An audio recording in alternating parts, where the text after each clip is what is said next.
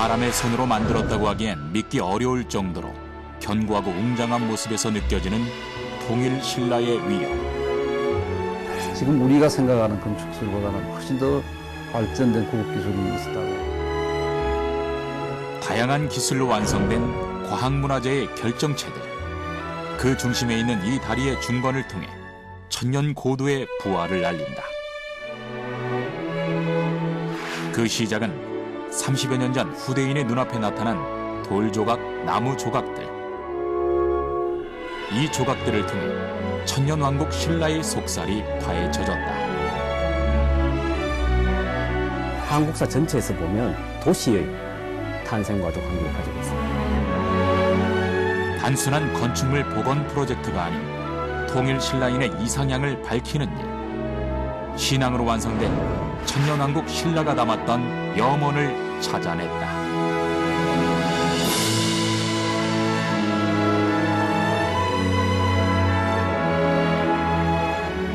왕권과 불신의 연결이고 또 정신적인 지주와의 연결이 아닐까 생각을 하고 있습니다. 통일신라 최대 건설 프로젝트. 그 마무리라 말하는 월정교. 과연 어떤 비밀들이 숨어 있는 것일까? 돌아온 신비의 다리를 함께 건너가 보자.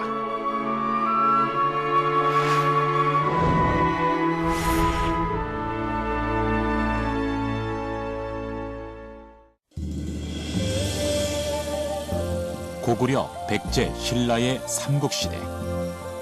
신라 제30대 문무왕에 의한 삼국통일로 고구려 백제 신라로 나뉘어져 있던 한반도가 하나의 국가로 재편되었다.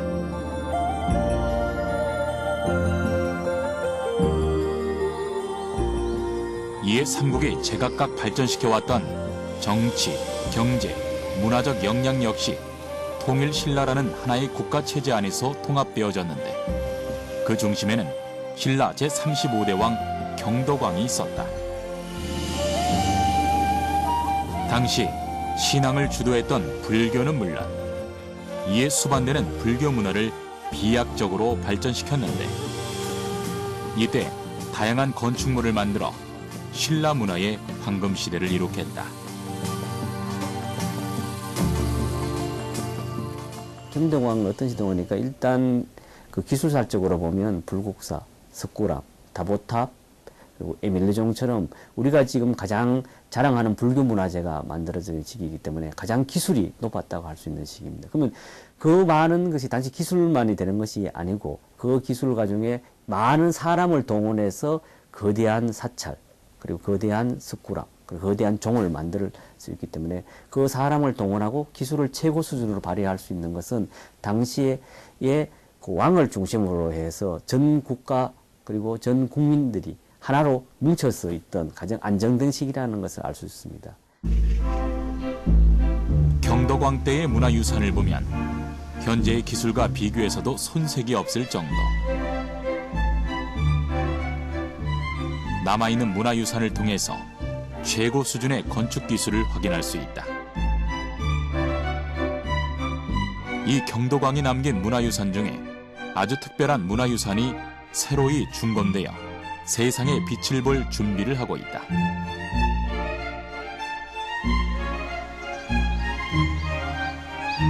그 이름하여 월정교이다.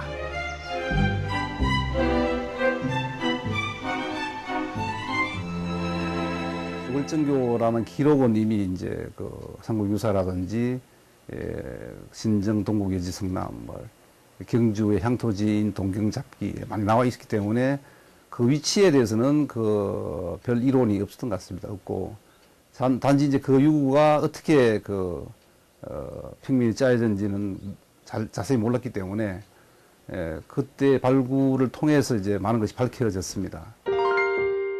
1982년에 마련된 경주 월성공원 조성 기본계획에 의해 조사가 진행되었는데 교각 하류에 예상치 못했던 유구들이 확인되었다.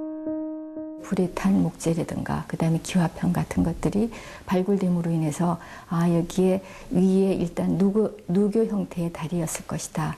학술적인 발굴 조사를 해서 전체적인 규모라든지 평면의 형태라든지 그것을 밝히고 난 이후에 설계를 하는 게 좋다는 그 의견이 제시돼서 1984년부터 세 차례에 걸친 발굴 조사를 진행하게 됐습니다. 발굴을 통해 나타난 석재, 목재 등과 유구가 발견된 자리 등을 기초로 한 연구가 진행되었고 그 결과 이 건축물이 통일신라 경도강 때에 만들어진 월정교임을 확신했다. 다리의 중건은 급물살을 타기 시작했다. 발견된 건축 재료들 중 사용이 가능했던 것은 그대로 사용하기도 했기에 그 역사적 건축학적 의의가 더욱 크다.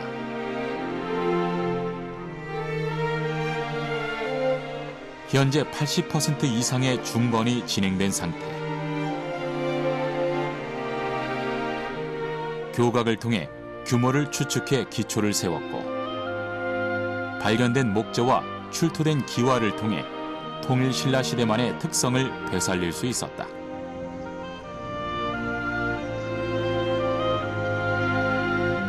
그렇게 후대인의 손길을 통해 또 하나의 역사 속 문화유산이 새로이 숨을 토해내기 시작한 것이다.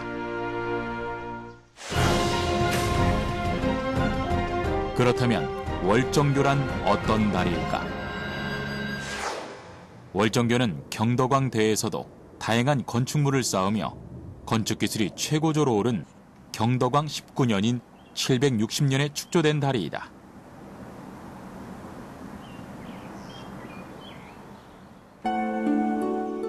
삼국사기의 기록을 통해 월정교가 놓여진 시대와 함께 당시 월성의 남쪽이라는 그 위치까지 파악이 가능하다.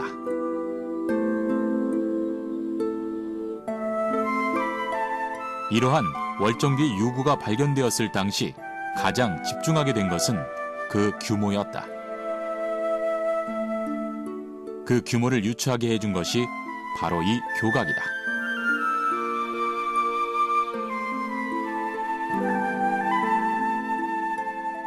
다리 교각 하나의 그 거리는 약 한 12.5m가 됐고요.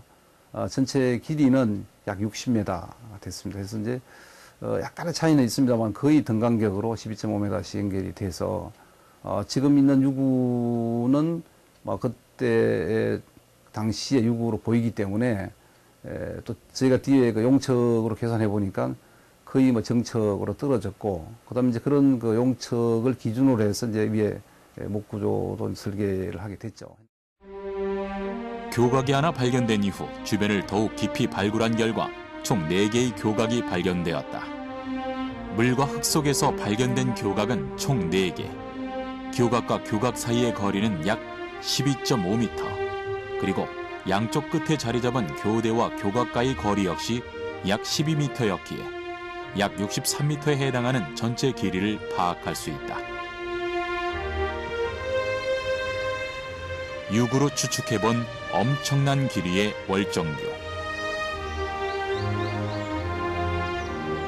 그 길이 자체만으로도 신라인들이 엄청난 기술을 가졌었다는 점을 부인할 수 없다.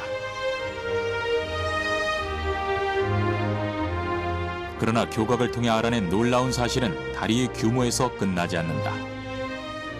교대와 교대 사이에는 이제 4개의 그 다리빨이 세워져 있었는데 다리빨은 밑에 이제 다리빨을 받치기 위한 기초석이 한 3단 정도 방형으로 있었고 그 위에 다시 이제 배 모양으로 쌓아올린 3 내지 4단 정도의 그 장대석이 남아 있었고 발굴 당시 교각의 모습을 살펴보면 그 모양의 시선을 사로잡힌다.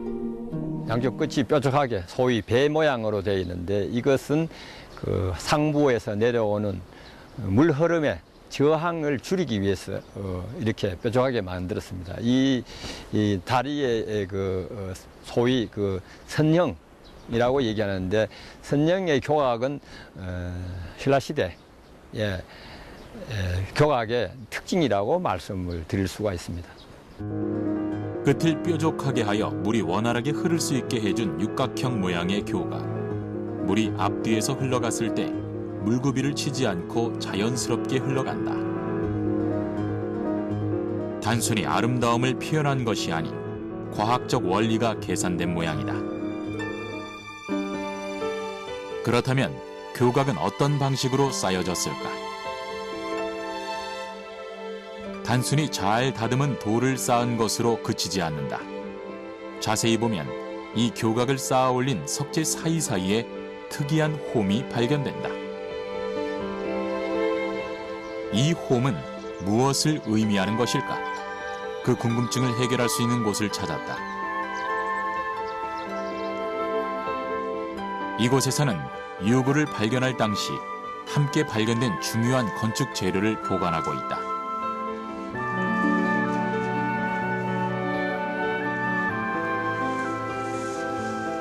그것은 바로 은장.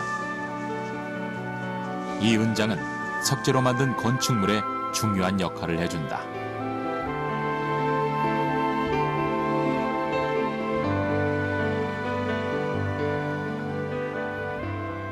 은장은 이제 그 삼국시대 석탑을 조사해 보면 많이 나옵니다. 그 석재와 석재가 이제 연결이 잘 되지 않기 때문에 그 두 개를 연결시키기 위한 하나의 그 부재로 사용이 됐고요. 이완이 안 되게 하기 위해서 쇠로 만든 은장이라는 것을 돌과 돌에 연결하는 부분에 사용했고, 상하는 석촉으로, 역시 철제 석촉으로 해서 상하를 잡아주는 그런 특수한 기술을 사용해서 교대와 교각을 만들었습니다. 석재와 석재를 단순히 쌓아 올려 놓은 상태에서 물이 세게 흐르면 결국 석재들은 따로 떨어져 그 형태가 변하게 된다. 이때 이 석재와 석재 사이를 고정해주는 장치를 만들어주면 물이 흘러도 석재가 쌓아 올린 형태를 그대로 유지한다. 월정교 교각의 석재와 석재가 서로 어긋나지 않게 연결해준 장치. 이 역할을 해준 것이 바로 은장이다.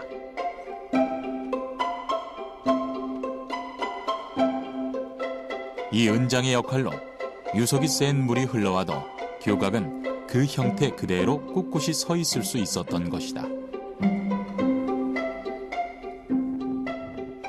은장의 역할도 중요하지만 무엇보다 이 석재들을 쌓는 기법이 그 견고함을 좌우한다. 가에 보이는 그 교대는 역시 신라시대의 석축 쌓는 기법으로서 밑에보다 조금씩 뒤로 한 치 정도 뒤로 물러사는 퇴물림이라고 하는데, 역시 거기에도 통일기에 쌓는 석축 기법이 특수한 기법으로 돌못 또는 앞에 말씀드린 은장과 석촉을 같이 함께 사용했던 그런 기법을 사용하고 있습니다. 잘 다듬은 석재들을 크기에 맞춰 쌓아 올려 나가는데 중간중간 돌못을 사용한다.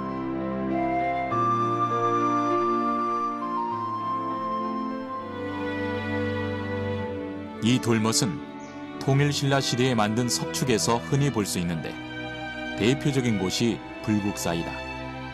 얼핏 보면 크고 작은 석재들을 같은 방향에서 쌓아 올린 듯 싶지만 자세히 살펴보면 중간중간 석재가 튀어나온 것을 확인할 수 있다.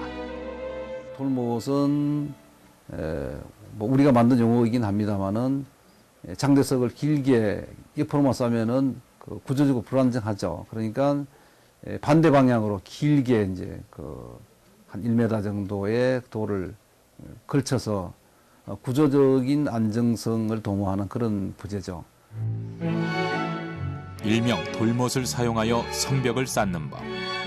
네모 반듯하게 잘 다듬은 석재들로 성벽을 쌓을 때 석재와 다른 방향으로 돌못을 끼워 넣어주면 된다.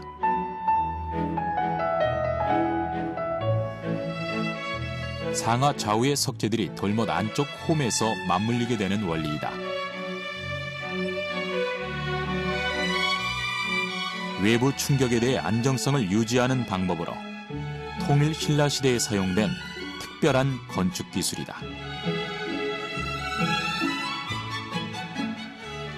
그 당시에 돌출한 건축물이 아니고 보편적으로 그 만들었던 건축물의 하나이기 때문에 8세기 경덕왕 때 신라 건축물의 우수성도 여기서 볼 수 있게 됩니다.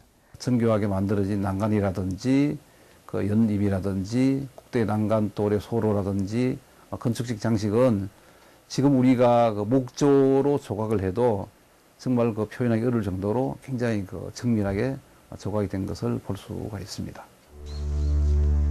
견고하게 쌓아 올려진 석축들의 모습. 당시 신라인들의 석축 기술이 단순히 돌을 깎아 다양한 크기의 석재를 만든 것에서 그친 것이 아닌 안정성을 고려한 쌓기 방법까지 육성되어 있었다는 사실이 놀라울 따름이다.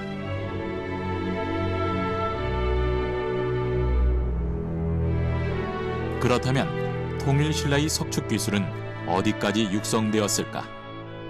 신라 그 석축 기술, 석조 기술이라고 하는 것은 단지 경주 내에만 있는 것이 아니고 경주 밖에 있는 대구라든가 그다음에 심지어는 서울 인근 지역들에서도 발굴되고 있고 충주라든가 청주 지역 같은 데서도 신라 관련되는 그런 석조 기술들을 볼 수 있는 것들이 발견되고 있습니다. 통일신라의 우수한 석축 기술은 비단 통일신라의 중심 도시 경주뿐 아니라 현재의 도심 서울 한복판에서도 발견된다. 서울 광진구에 위치한 아차산성이 그 일례이다.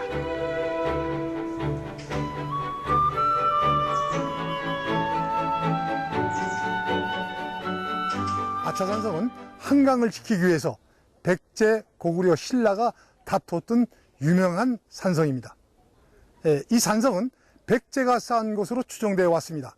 그런데 흙을 걷어냈더니 놀랍게도 석성이 나타났습니다. 한성 백제에서는 석성이 없었습니다. 그래서 이 석성은 신라가 쌓은 것으로 추정되고 있습니다. 그 모양과 함께 틈새가 벌어지지 않게 위아랫돌이 서로가 맞물리도록 잘 끼워 놓는 공법까지 월정교의 교각과 닮아 있다.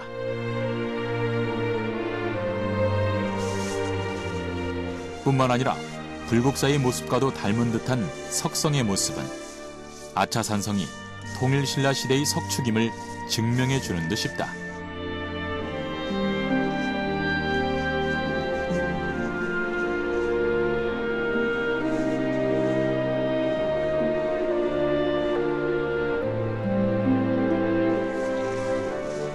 통일신라의 석조 기술이 얼마나 뛰어났었는지를 보여주는 부분도 여실히 남아있는데 네모 반듯한 모양에서 벗어난 다양한 모양의 석재 모습은 석재를 여러 방법으로 다듬는 가공이 가능했음을 말해준다.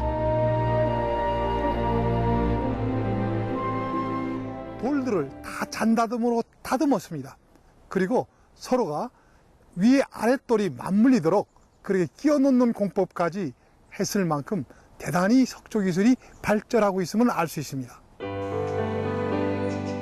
어쩌면 삼국을 통일한 후 고구려, 백제, 신라의 우수한 기술만을 합친 정교하고 완벽한 기술이 완성된 것이라 말할 수 있겠다.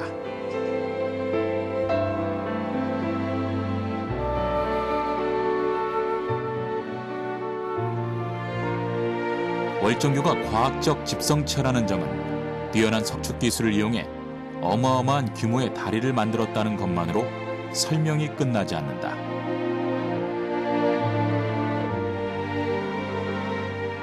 우리는 교각 주변의 특별한 인공시설, 이 부분에 집중해 볼 필요가 있다.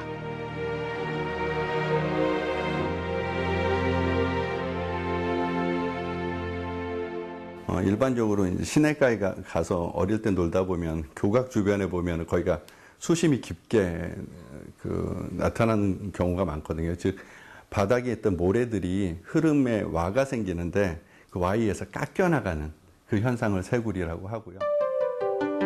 교각 주변으로 흘러온 물이 교각에 부딪혀 방향이 아래쪽으로 꺾이고 이로 인해 교각 주변의 흙이 점차 파여지기 시작한다. 새굴 현상이 심할 경우 교각의 기초가 침하되는 경우도 발생한다. 월정교 역시 이 새굴 현상을 자연적으로 피하기는 어려웠을 터. 과연 월정교는 세굴 현상을 피할 수 있는 특별한 방법이 있었을까?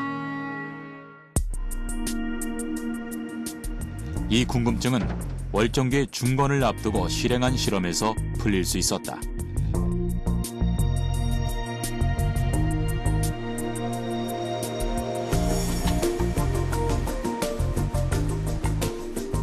실제를 방불케 하는 대규모 실험 세트를 지어 이곳에서 세굴 현상 관련 실험이 진행되었다.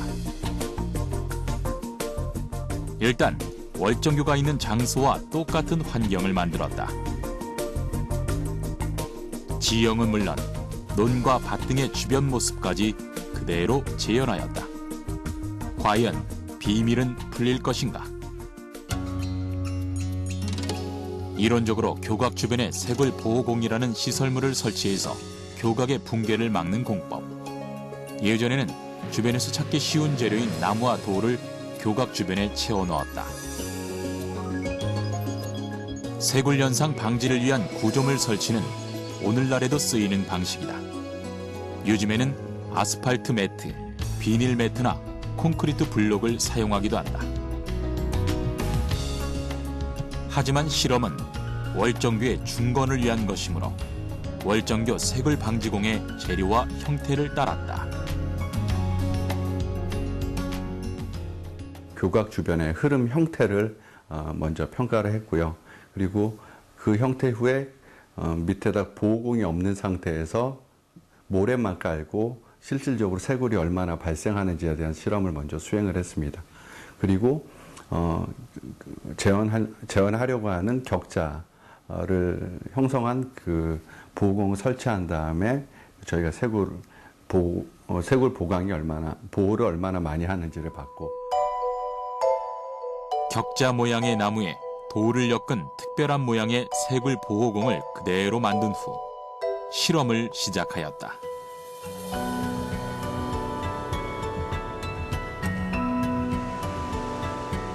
엄청난 양의 물이 실험장으로 쏟아져 들어간다.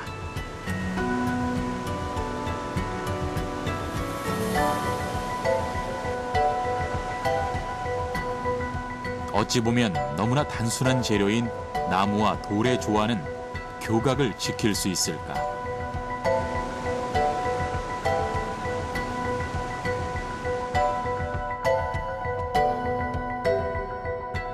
실험 결과는 실로 놀라웠다.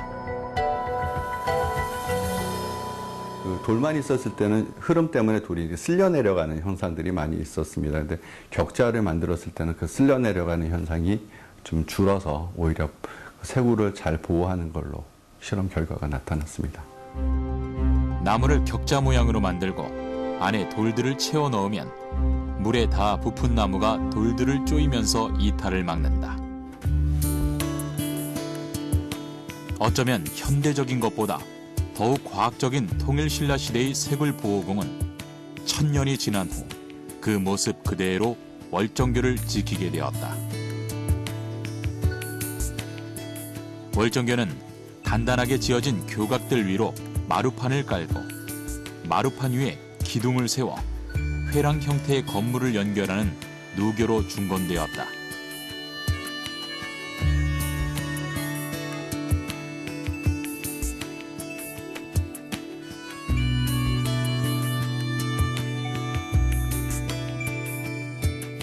사실 누교는 우리나라 다리에서 많이 보여진 형식.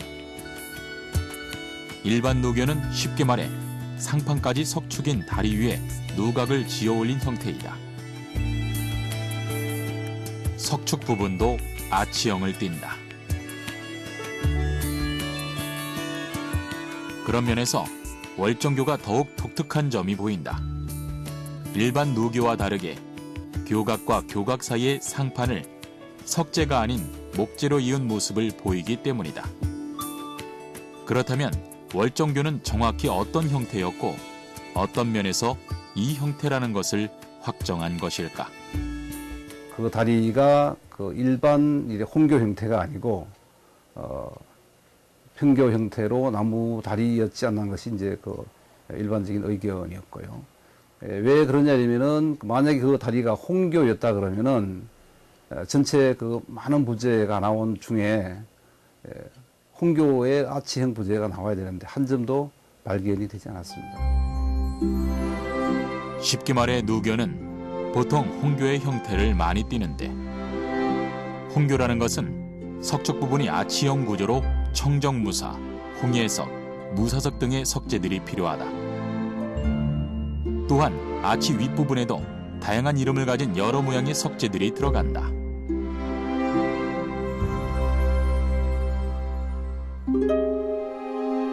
그러나 월정교의 유구 그 어느 부분에서도 홍교의 흔적이라 말할 수 있는 석재가 나타나지 않았다.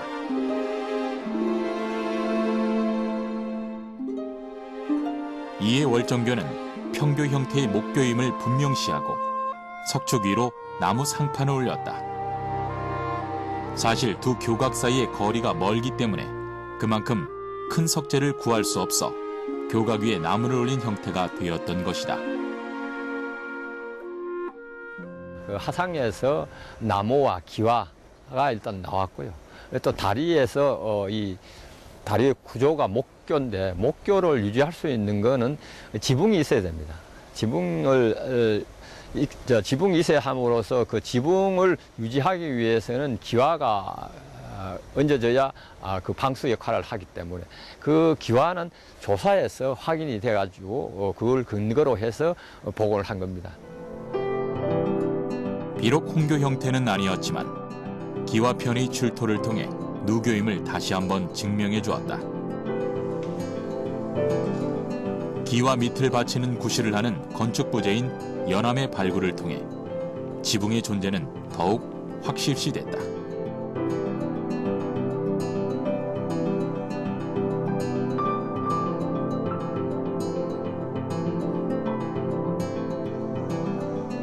덕분에 지금의 아름다운 기와를 얹은 누교가 준건된 것이다.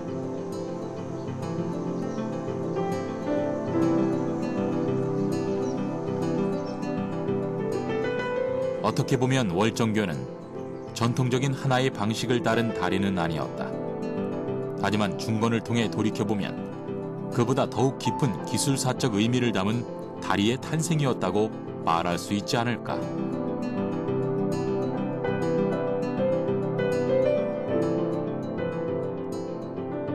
우리를 지나가면서 밑에 다리바를 세워서 돌다리바를 세워서 그 위에 목교 형태의 그 해랑을 지었다는 거죠.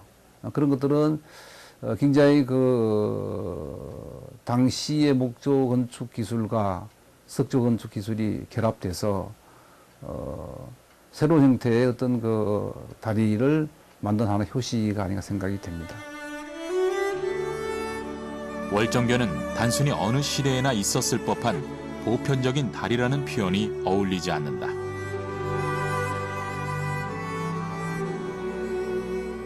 한 나라의 기술력을 총동원해 만든 웅장함과 견고함을 갖춘 다리로 또한 자연과 어울리는 외관까지 고려해서 만든 가장 아름답고 독특한 다리로 기억되어야 할 것이다.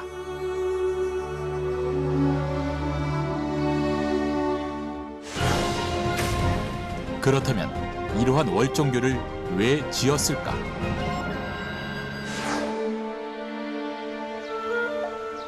월정교가 지어진 이유를 답하기 위해선 먼저 이곳의 이야기를 해야 한다.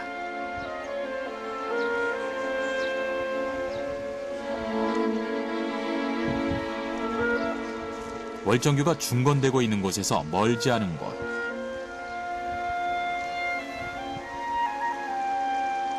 월정교토에서 나온 건축 자재들과 별반 다르지 않은 모습의 유구들을 찾을 수 있다. 여기는 그 일명 일정교, 신라시대의 그 다리 이름은 춘향교입니다. 역시 이 삼국 4기에 보면은 경로왕 19년 760년대 월정 춘향 양교를 지었다 이런 기록이 있습니다. 그래서 지금 월정교보다는 상류에 있고요.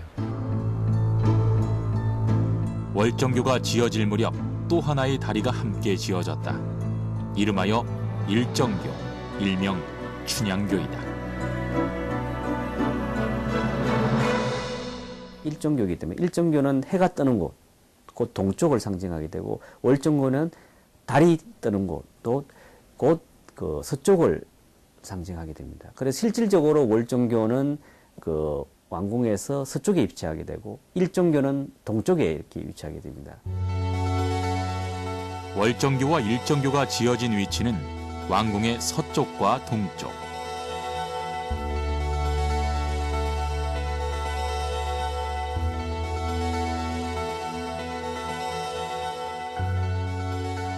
다른 방향이지만 왕궁을 향하는 길목에 지어진 두 개의 다리였던 것이다.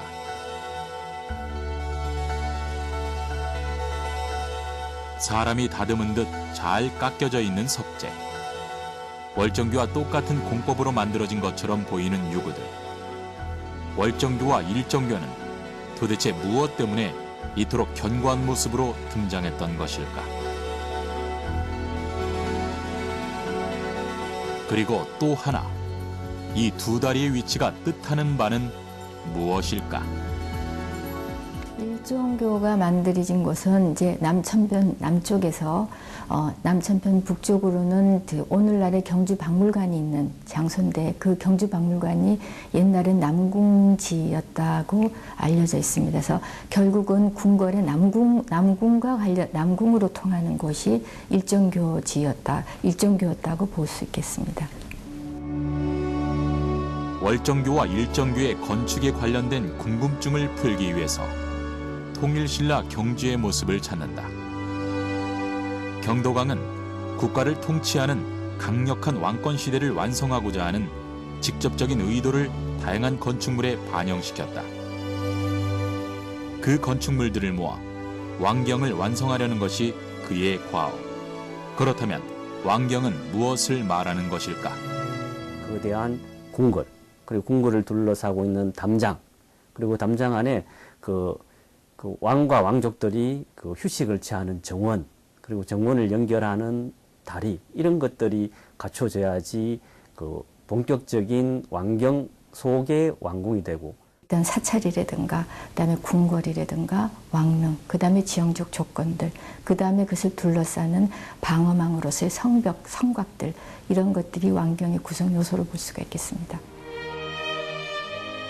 왕경을 완성하기 위한 경덕왕의 노력. 그 시작은 왕궁을 완성시키는 것이었다.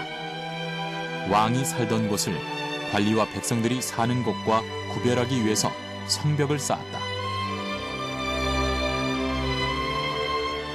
비록 지금은 터만 남아있는 상태이지만 그 규모와 함께 꼼꼼하게 쌓여있는 성벽의 축조 방법까지 모든 것이 왕궁의 위엄을 알려준다.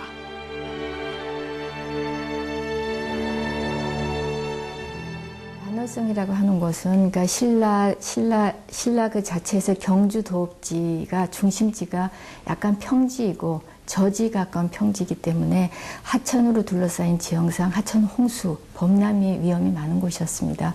그런데 월성이라고 하는 것은 자연 약간의 구릉이었기 때문에 그런 범람의 위험이 없는 곳이었기 때문에 안전했고, 그 다음에 남산을 뒤로 하고 있고, 그 다음에 남천을 뒤로 해서 자연 해자를 하고 있었기 때문에 궁궐토로서는 아마 거기에 가장 적절한 곳이다라고 판단을 했습니다. 그렇다.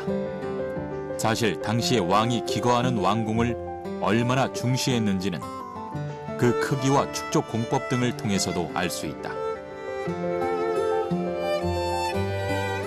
하지만 왕궁의 위치에서도 우리는 중요한 사실을 발견할 수 있다.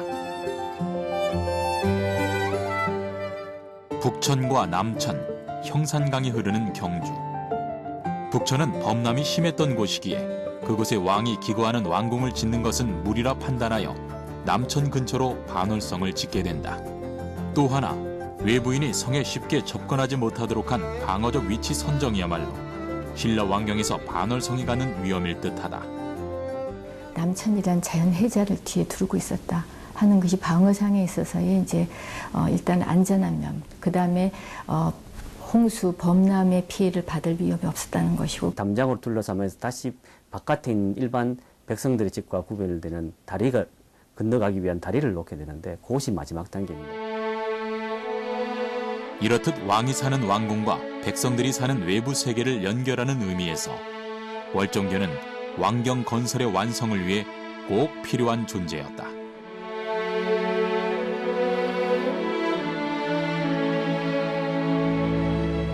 그렇다면 왕은 왕경의 완성을 의미하는 월정교를 만들어 무엇과 소통하려 했을까?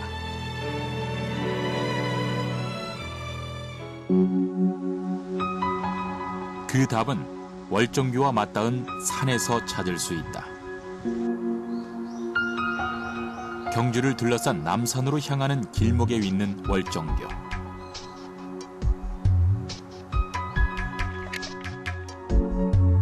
큰 의미에서는 왕은 월정교를 지나 남산으로 가고자 했다. 돌 하나, 암벽 하나하나에다 거의 부처님을 새길 정도로 산 전체가 다 부처님으로 되어 있어요. 그런 말은 결국은 그 신라 사람들이 남산을 부처님이 사는 불국토로 인식했고, 남산뿐만 아니라 남산이 소지하고 있는 경주인 왕경도 불국토, 더 나아가 신라 자체를 불국토로 인식하게 됩니다. 왕경을 완성하며 왕권이 안정화되었을 때 신앙생활은 남산으로 집중되었다.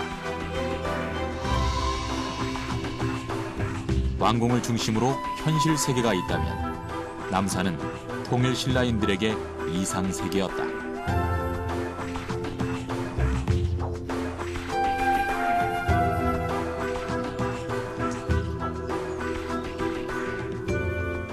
그 당시에 있어서 불교라고 하는 것이 결국은 왕권을 강화하고 왕의 위엄을 나타내는 절대적인 그 존재로서 그게 필요했었기 때문에 사찰을 만든다, 사찰을 짓는다 하는 것 일종의 통치의 연장의 하나가 아니었을까 생각을 합니다. 왕궁인 월성에서 왕이 월정교를 넘어서 남산으로 가고자 하는 의도를 가지고 있고, 그 말은 무슨 말인가 하니까 현재 왕궁이 통치하고 있는 현실 세계의 왕이 부처님이 사는 부처님의 나라로 연결되었다는 의미를 가지게 됩니다.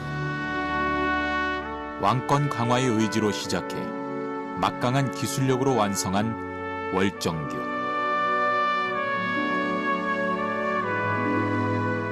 왕과 백성들은 월정교를 통해 한마음으로 남산을 찾았다.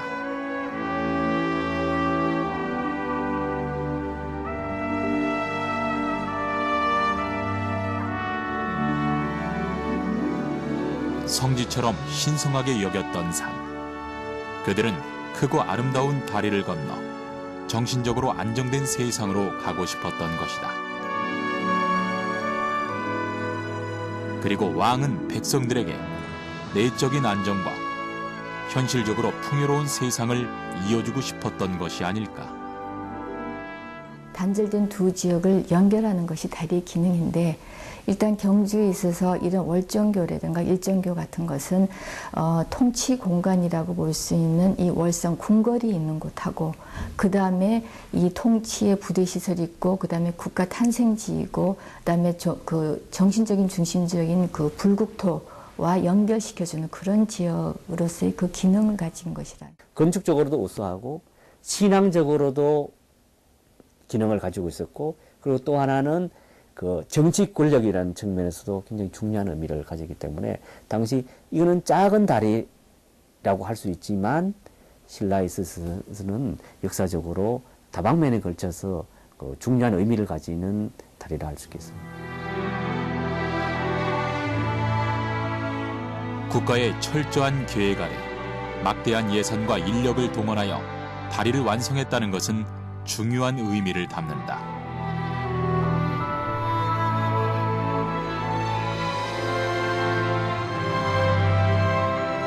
풍요롭고 안정된 나라를 건설하겠다는 의지가 담긴 왕경을 완성하는 길이었다.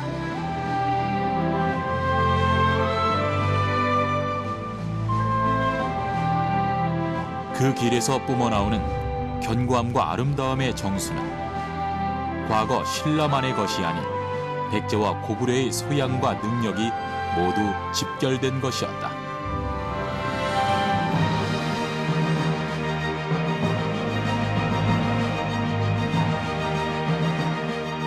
그 아름다운 길을 통해 왕과 백성이 함께 걸어가고자 했던 이상향.